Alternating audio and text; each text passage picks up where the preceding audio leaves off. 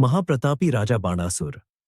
हिमालय के अधिपति और परम शिव भक्त राजा बाणासुर द्वापर युग में हिमालय क्षेत्र के महाप्रतापी शासक थे। वे दानवीर राजा बलि के पुत्र थे और भगवान शिव के अनन्य भक्त थे। कहा जाता है कि वे हिमाचल प्रदेश के मणिमहेश से लेकर नेपाल के डोटी तक संपूर्ण हिमालय क्षेत्र के अधिपति थे। बाणासुर ने कई दुर्गों और गढ़ों का निर्माण करवाया था, जिनमें पिथौरागढ़ का सौरगढ़, उत्तराखंड का लमगौंडी, पामसू और स्कंद पुराण में वर्णित शोणितपुर प्रमुख थे। बाणासुर भगवान शिव के इतने बड़े भक्त थे कि उन्होंने भगवान शिव को प्रसन्न करने के लिए कठोर तपस्या की। उनकी भक्ति से प्रसन्न होकर भगवान शिव ने उन्हें वरदान दिया कि जब भी वे संकट में होंगे, स्वयं उनकी रक्षा करेंगे। कहा जाता है कि बाणासुर कैलाश पर्वत स्थित गुरुकुल के स्नातक थे और भगवान शिव के सबसे प्रिय शिष्यों में से एक थे। इतिहासकारों के अनुसार बाणासुर का शासन क्षेत्र मणिमहेश से लेकर पिथौरागढ़ तक फैला हुआ था। उनके अनेक दुर्गों का उल्लेख मिलता है, जिनमें शोणितपुर, सौरगढ़ और बामसू लमगौंडी प्रमुख है। वर्तमान में भी इन क्षेत्रों में बाणासुर के प्रभाव की झलक देखी जा सकती है। ऊखीमठ को राजा बाणासुर की पुत्री उषा का महल माना जाता है।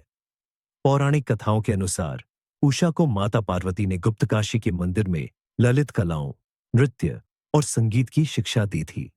एक दिन उषा ने भगवान कृष्ण के पौत्र अनिरुद्ध को अपने स्वप्न में देखा और उनसे प्रेम कर बैठी।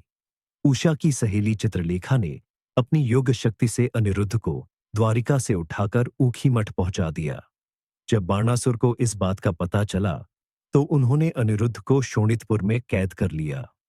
अनिरुद्ध को मुक्त कराने के लिए पहले भगवान कृष्ण के पुत्र प्रहलाद आए, लेकिन जब वे असफल रहे तो स्वयं भगवान कृष्ण द्वारिका से युद्ध के लिए निकले। जब भगवान कृष्ण और बाणासुर के बीच युद्ध हुआ तो बाणासुर की रक्षा के लिए भगवान शिव स्वयं युद्धभूमि में उतर आए। भगवान शिव और भगवान कृष्ण के बीच घोर युद्ध हुआ, जिसे हरिहर संग्राम कहा जाता है। अंततः भगवान कृष्ण ने भगवान शिव को प्रसन्न कर लिया, जिसके बाद उन्होंने बाणासुर को पराजित करने की अनुमति दी। बाणासुर ने भगवान कृष्ण के समक्ष समर्पण कर दिया और उनकी पुत्री उषा और अनिरुद्ध का विवाह ऊखीमठ के राजमहल में संपन्न हुआ। आज भी ऊखीमठ में वह विवाह वेदिका विद्यमान है, जहां यह पौराणिक विवाह हुआ था। इतिहासकार स्वैतो शिव प्रसाद नैथानी ने गढ़वाल की संस्कृति पुस्तक में इन तथ्यों का उल्लेख किया है।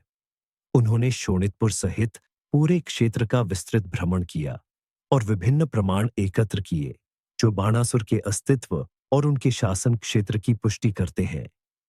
केदार घाटी में शैव मत का प्रमुखता से पालन किया जाता है, जिसका मुख्य कारण बाणासुर का प्रभाव माना जाता है। हिमालयी क्षेत्र में आज भी बाणासुर से जुड़े कई मंदिर और ऐतिहासिक स्थल मौजूद हैं, जो उनकी महानता की गवाही देते हैं। बाणासुर न केवल एक पराक्रमी शासक थे, बल्कि वे एक महान शिव भक्त भी थे। उनके द्वारा स्थापित किलों, उषा अनिरुद्ध की कथा और भगवान शिव के प्रति उनकी भक्ति ने उन्हें इतिहास में अमर बना दिया। उत्तराखंड और हिमाचल प्रदेश के कई क्षेत्रों में आज भी बाणासुर की गाथाएं सुनी और सुनाई जाती हैं, जो उनकी विरासत को सजीव बनाए रखती हैं।